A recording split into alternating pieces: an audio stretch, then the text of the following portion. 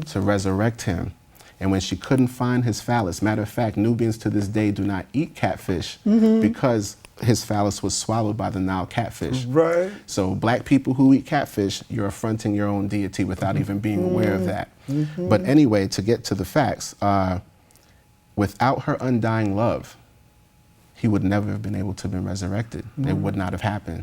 It was the love of the black family that kept Kemet alive. Just like today, it's going to be the love of the black family between a man and woman and their children that's going to resurrect. Remember that to destroy a nation, you have to destroy the family. Yes. And that is exactly what they did. They destroyed the black African family in every way, shape, or form possible. So even today, our families aren't functional. Our families are in disarray. You have relatives who dislike each other. And this is intergenerational. You have generations passing with all of this rage and murder amongst our own people. Right. And none of this came with us. This was given to us. We have now accepted it. And on a genetic level, we're living it out. Right. And that's what the problem is. The black woman is the epicenter. She is the nucleus of the African family. And that is the ultimate truth. And until we understand that, until we place our women on the same pedestal that we see white men place their women, even though that pedestal they place their women on is false. They don't really respect women at all. And you can study their history. Matter of fact, I would say The Iceman Inheritance, for anyone who wants to know, by Michael Bradley, will give you the roots of racism, white supremacy, and the roots of the subjugation of women, which started in Europe. And that is anti-African. Completely anti-African. And as long as we can come to that understanding and put our women in the place that she should be, and also our women have to be educated. Right. Our women have been educated to despise the black man. She doesn't understand that the black man has been castrated physically, spiritually, mentally. Right. The reason why black women don't respect black men is because black men have been subjugated to the point that we're not allowed to be men anymore in our families. We're always chasing a job, or we just got out of jail and we can't find a job. Right. I just saw an article that stated that a white man with a criminal record has a better chance of getting a job than a black man without a criminal record and a college degree. So that sets the precedent right there. If you have the education, and mind you, we both come from foreign backgrounds. Right. The first thing our families tell us is, I didn't move to America for you to screw up your life. I came here for you to go to school and get an education and better yourself. But what we don't realize is that education here is edited dictation. They dictate something to you, whether it's true or false. They make you remember it. And as long as you remember it the way that the European structure says you're to remember it, you get a degree. Yes. And they train you. I call education training. They're training you to work for someone else. True. Whereas education will make you independent. You should be an entrepreneur or trying to start your own business. And they've even killed black businesses. Look at Harlem. Harlem's a prime example of that. Yes. So the idea is that that kind of castration was total. They destroyed us totally and unequivocally. And now we have to take all of those broken pieces and put them back together. Whoa. And Dr. Ben was the one of the main proponents of us finding our African self and us exalting it, because religion is nothing but the deification of culture. So if you look at culture today, even black culture in America, it deifies white supremacy because that's the culture we have. So our religion is white supremacy. When you go to the Christian church, white supremacy. Jesus is white, God is white, the preacher's white, and if he's not white, he's worshiping a white God. So that's our problem now, is basically the understanding that we were the ones who were worshipped. We were brought down from that height to earth, and now we're trying to rebuild ourselves back to who we once were. Talking about the Holy Trinity, in my language, Brune, Sa means rain. Okay.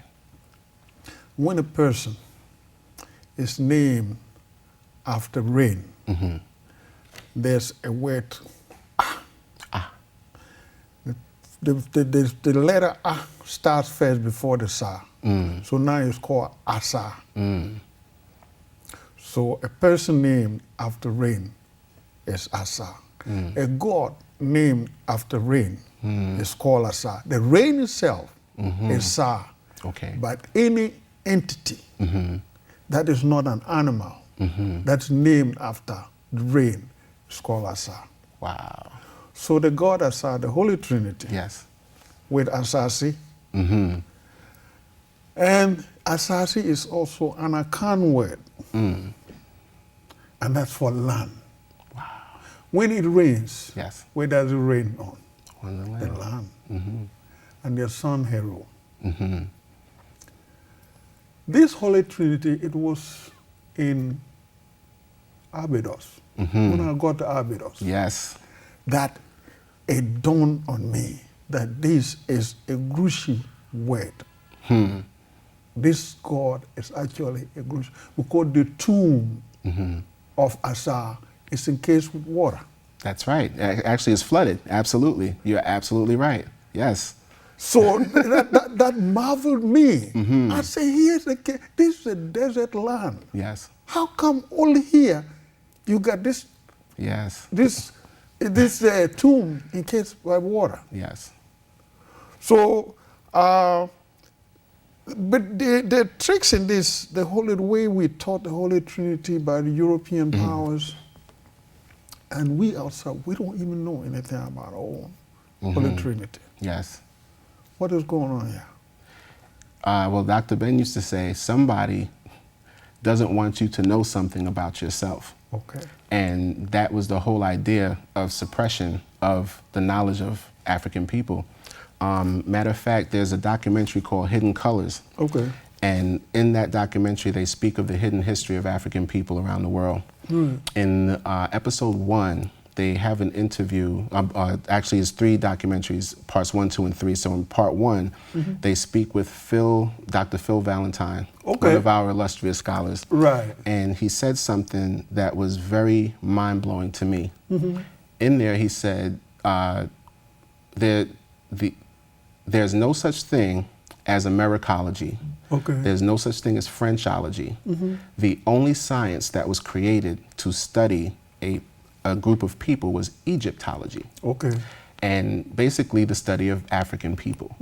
He also discussed the fact that Egyptology was created by the Vatican.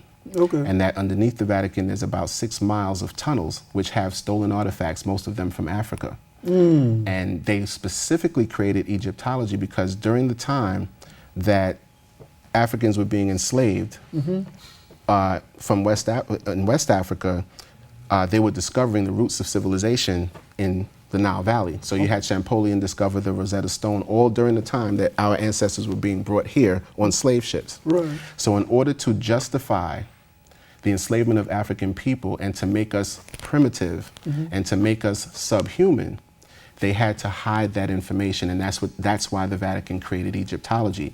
Through Egyptology, they sought to change black people. Every temple they went to had African images, had the roots of human culture in the South. So they saw all of the knowledge that they're claimed to be looking for today through anthropology, which I call grave robbery, and archaeology. They found the understanding of the roots of humanity in the Nile Valley. And what they did was, when they could not stop discovering black people were the roots of these things, they had to make them non-black anymore. So eventually, through Christianity, they created the myth of Ham, Shem, and Japheth. And eventually, they started to call Nile Valley Africans white Hamites. So in other words, they look dark like me. Some of them had aquiline features because African people exhibit the traits of every other race. So some of us have thin noses, some of us have thin lips, some of us have straight hair, some of us have very kinky hair. Right. So what they did was they took the Nilotic Africans, so those from Kush, Nubia, and Kemet, and they made them white. And they disconnected them from their African brothers and sisters. But even in the Bible, they can only lie but so much. Because they then turned around and said that the nations of Ham was Misraim, which is Egypt, Put, or Punt, right, and Canaan, which actually is the so-called Middle East. Yes. So in other words, they lied to you in one way, and they put the truth in another. I always tell people every lie has a semblance of the truth. Yes. But if you know your history, you'll be able to find that truth. If you don't, then actually it was Dr. Francis Cress Welsing and Neely Fuller said it. If you don't understand what white supremacy is and how it operates, everything that you think you understand will only confuse you. And that is it. We don't understand the system that we're under, and that this system is all pervasive. And as a result, it confuses us. Our people are confused. We don't know who we are. We don't. Some of us don't even know the first steps at finding out who we are. True. And because we spend so much time chasing a dollar bill and paying bills and taking care of children and dealing with the daily realities of being subjugated, we don't take the time that is necessary to find out who we are. And that's extremely important. No wonder, even the fact that there are more pyramids in the Sudan That's right. than there are pyramids in Egypt. Mm-hmm. But we go to Egypt. Yes. We don't go to Sudan. Mm-hmm. There's a reason for it. Yes. The reason being that there are more dark-skinned people in the Sudan. Absolutely. And they don't want the rest of the world to be seeing the dark people, you know, with Yes. all these pyramids. But you can go to Egypt and see the same thing. But Yeah. I'm just talking about But the absolutely. population-wise. Right, Yes. population-wise. But I met the Nubians in Yeah, because I always in say Egypt. the further south you go, the blacker Egypt gets. When you start in Cairo, it's very Arab, very Persian, very Greek, very Roman, very Christian, very Muslim. Right. And as you go further south, it gets blacker and blacker. Once you hit Luxor, you're probably not going to see any Arabs. Once you go further south, it's all us. Right. It's all us. Now, we're almost running out of time. Sure. Is there something you want to say on this day that we've met after the passing of Dr. Ben? I would like to say the only answer that I've been able to determine for the problems that African people face is knowing who we are. The only answer for the problems that African people face is a Pan-African agenda. Okay. So in other words, no matter where we're located, we're all brothers. Okay. And if we can change the way that we function in the societies in which we live to understand that no matter where black people are, we are prisoners of war. Don't ever get fooled by the idea that you are American, because the one group, which is a European group, that was fooled were the Jews. They thought they were German. Right. And then Hitler came along and told them how non-German they really were. And we see the results of that. That's exactly what's happening to black people. We have spent so much time trying to amalgamate ourselves to a society that does not want us. And by every action that the society takes, it's trying to genocidally kill us. We have to start acting as prisoners of war.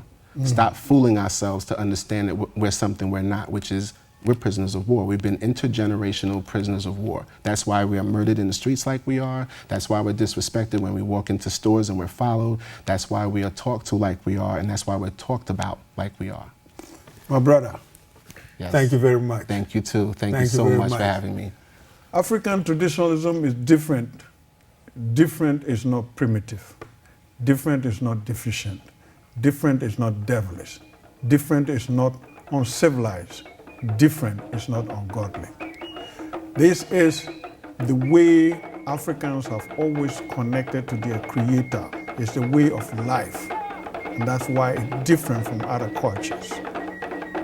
For those of you who are my regular viewers, I thank you for your patronage. For those of you who are viewing this show for the first time, continue to watch, because we have just embarked on a journey in African traditionalism. May the Lord, Amun Ra, whom my tradition calls Nawene, always bless you. Take care.